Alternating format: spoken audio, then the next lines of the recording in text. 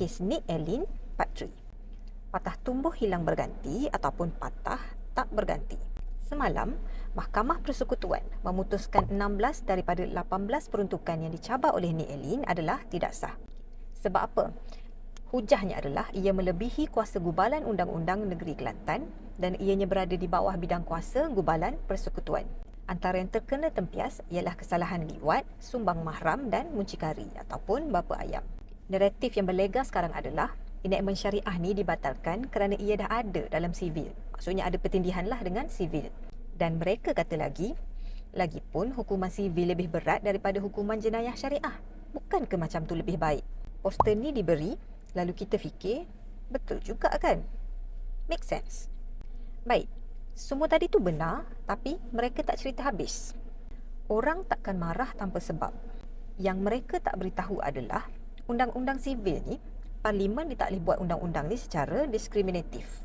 Undang-undang sivil yang dibuat mestilah terpakai kepada semua, tak kira bangsa maupun agama. Kena sama rata ataupun equality, kalau tidak, ia bakal dicabar sebagai tidak sah.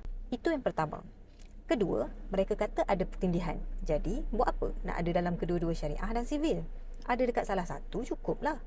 Apa yang mereka tak beritahu adalah maksud jenayah dalam hukum syarak dan sivil mempunyai maksud ataupun pengertian yang sangat berbeza. Di mahkamah sivil, sesuatu perbuatan tu akan jadi jenayah jika ianya perbuatan yang menyalahi undang-undang pemerintahan sesuatu tempat. Maksudnya, pemerintah buat undang-undang, kalau tak ikut, ianya dikira jenayah.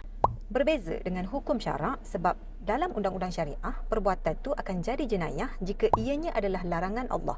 Pengertian yang berbeza terhadap jenayah ni menyebabkan pertimbangan hukuman yang berbeza. Pening? Tak berapa faham? Tak apa. Ini 3 contoh. Pertama, judi. Mengikut undang-undang sivil, berjudi menjadi kesalahan jika orang tu berjudi di tempat perjudian haram tanpa lesen mengikut undang-undang. Tapi kalau dia berjudi dekat tempat yang dibenarkan mengikut undang-undang, ianya tidak menjadi kesalahan. Dalam hukum syarak pula, kesalahan berjudi merupakan larangan perintah Allah. Tak kira sama ada ianya berlesen ataupun tidak. Kat sini anda perasan tak? Berjudi, walaupun atas nama kesalahan yang sama iaitu judi, tapi ia mempunyai tafsiran maksud yang berbeza dalam sivil dan syariah. Kedua, minum arak ataupun yang memabukkan. Dalam sivil, ianya jadi kesalahan jika memandu semasa berada di bawah pengaruh minuman yang memabukkan ataupun dadah. Dalam hukum syarak pula, ianya adalah haram ataupun menjadi kesalahan, tak kira masa mana sekalipun. Kalau minum arak tanpa memandu sekalipun, ianya tetap menjadi kesalahan. Contoh ketiga, zina. Dalam undang-undang sivil, untuk umur 16 tahun ke atas, ianya tidak dikira kesalahan jika dibuat dengan kerelaan. Kalau ada paksaan, baru ia dikira kesalahan. Tapi dalam hukum syarak pula, berbeza. Zina berlaku rela ataupun tidak, ianya tetap menjadi kesalahan. Maka, sedarkah anda pertimbangan hukuman sangat berbeza dalam hukum syarak dan undang-undang sivil? Selepas dengar penjelasan tadi, mungkin ada yang terfikir, kalau macam tu, ubah je lah undang-undang sivil ni supaya minum arak lepas ni dalam semua masa, tak kiralah semasa memandu ataupun tidak, dikira sebagai kesalahan. Jawapannya adalah tak boleh.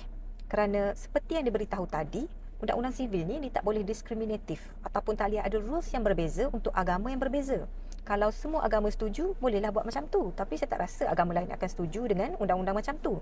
Kerana sedar nilai Islam tak sama dengan nilai agama lain nilah umat Islam, iaitu kita mahu undang-undang syariah ini dilaksanakan di Malaysia walaupun ianya diskriminatif ataupun hanya terpakai kepada umat Islam sahaja. Walaupun dah ada dalam sivil, umat Islam masih nak mempertahankan jenayah syariah ni kerana jenayah syariah mampu memberi hukuman mengikut nilai Islam yang berbeza dengan nilai bukan Islam. Apa langkah ke hadapan susulan keputusan ni? Kerajaan Persekutuan perlu segera membuat pindaan kepada Perlembagaan Persekutuan untuk memperjelaskan kuasa mahkamah sivil dan mahkamah syariah. Definisi jenayah perlu dibuat tidak termasuk jenayah syariah. Oleh kerana sekarang ianya tidak jelas, mahkamah terpaksa membuat tafsiran mengikut pendirian hakim-hakim. Oleh itu, wakil-wakil rakyat tanpa mengira parti hendaklah memberi penekanan dan keutamaan kepada penyelesaian isu ini yang patah akan tumbuh diganti hanya apabila langkah ini diambil serius oleh ahli parlimen kita. Kami mengharapkan anda terus istiqomah.